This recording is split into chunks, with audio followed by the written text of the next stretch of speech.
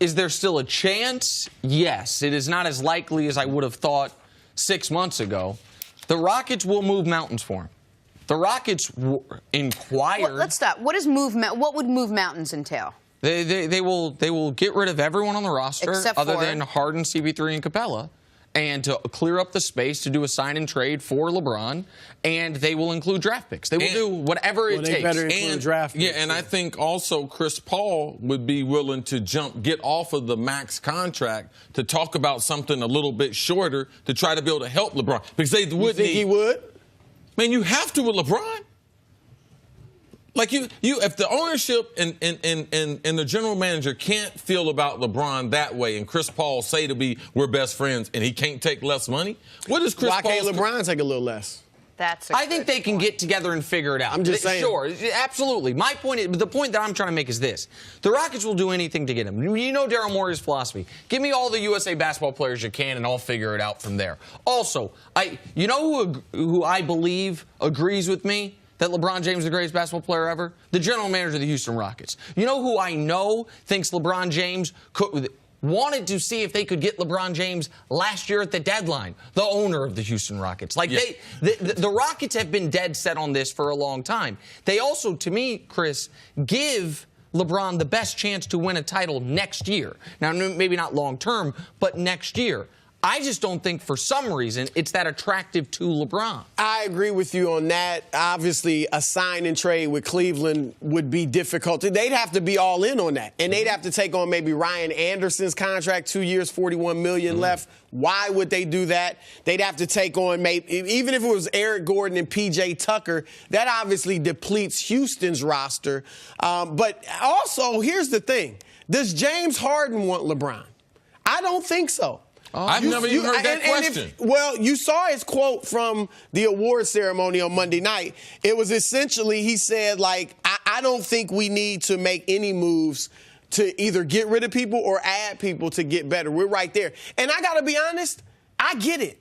If I'm James Harden, I don't want LeBron James. It's better for his career. Exactly. If I'm James Harden, I'm thinking, we're the best team in the league right now. If Chris Paul was healthy for 6 and 7, we're in the finals and we win the championship, and it's my team. If LeBron goes there and they win it, guess who it's all about? It's all about LeBron. Also, that's just a thought pattern of athletes. No, that's a well-respected opinion right there. I like that. And also, F. Harden, the night that he is crowned MVP, if he says, you know something, man, we need to go out and get whoever we can get. You know what that says about his teammates he got now? Man, they start to question the little brotherhood that they were trying to establish.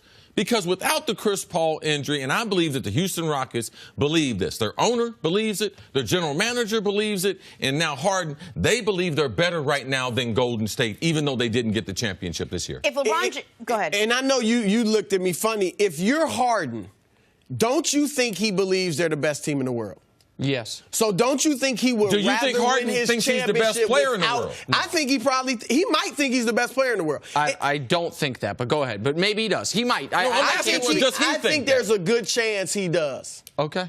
I think there's a good chance. And if I'm James Harden, and I think we're better than Golden State, P.J. Tucker, Chris Paul, Luke Mbamute, this was their first year. We should have even more chemistry next year. If I win a championship, I want to do it as the number one guy, not as LeBron's sidekick. Which, by the way, he would have the opportunity to do 3 years down the line. I want to do it now. Sure, no, but the point that I'm making is I think James Harden understands that maybe they are neck and neck with Golden State. I think they are. If he thinks they're better than them, I get that. They won more games. They're up 3-2 in the series. But he doesn't think they're drastically better than Golden State, right? No. And you can be the better team and lose a series, right?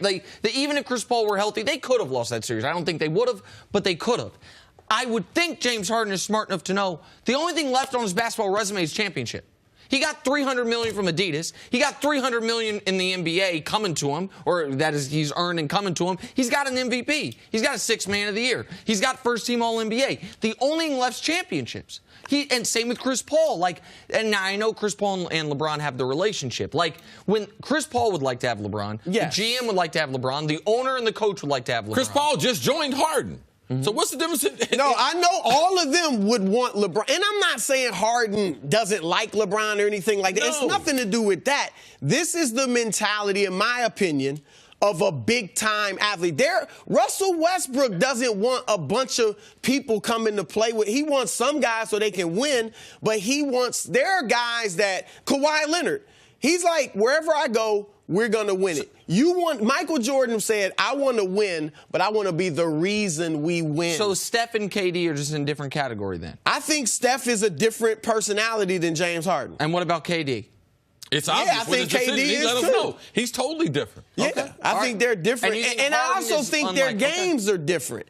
Like LeBron going to Houston wouldn't be as seamless of a transition as KD going to Golden State. We thought there was questions with Chris Paul joining him. There's more questions with someone like LeBron because as much as he touches the basketball. Okay, agreed. Let me also ask you this. If we're all saying Houston, Golden State, as presently constituted, neck and neck, if Houston adds LeBron James, who's the best team in basketball next year? On paper, it's Houston. It's Houston. But it'd be an incredible chemistry experiment. And it's destructive. When you have built this chemistry with guys, it's hard to bring another guy in and for me publicly to talk bad about my guys. No, I understand because if you accept the LeBron that we have to gut the team, then what does that say for Ariza? What does that say for P.J. Tucker? When all these things you've been telling all these people, your word in sports, it means something. In that locker room, it means something. And I believe that the Houston Rockets, especially in the locker room, they feel like they don't need LeBron. I think that, like you said, I think Chris and all those guys, the executives, want LeBron. But if I'm James Harden, and I do believe he feels this way, I think we can get it done without him. Can I just do this the other way, though, real quick? Why do you think Houston doesn't seem to be on LeBron's list of real options? It seems L.A., Cleveland, then maybe Philly. I feel like Miami at this point has a better chance than Houston. I think one thing LeBron looks... Now, we've heard about his wife and maybe LeBron not liking Houston. I think he's looking at a place he can settle down eventually, and I think that's L.A. or Cleveland. I also think he understands what it would take to get him. Like you said, they'd have to gut everything. You got James Harden, Chris Paul, LeBron James. Where are your shooters? Where are your 3-and-D guys, your rebounders? Now, maybe they get them, but if you don't have them... You can't.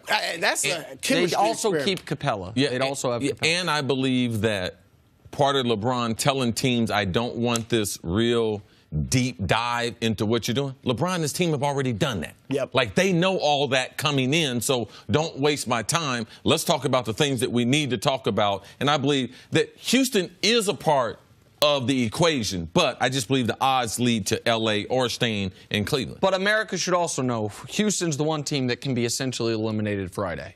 If LeBron does not opt in to his contract, you can basically cross Houston off the list. They have no path to signing him outright as a free agent. So Friday would be essentially the deadline for Houston to still be a viable option. Thanks for watching. Subscribe here to get the latest from the show. Also, be sure to check out more of the best clips from First Things First, or go watch a few segments from our other shows.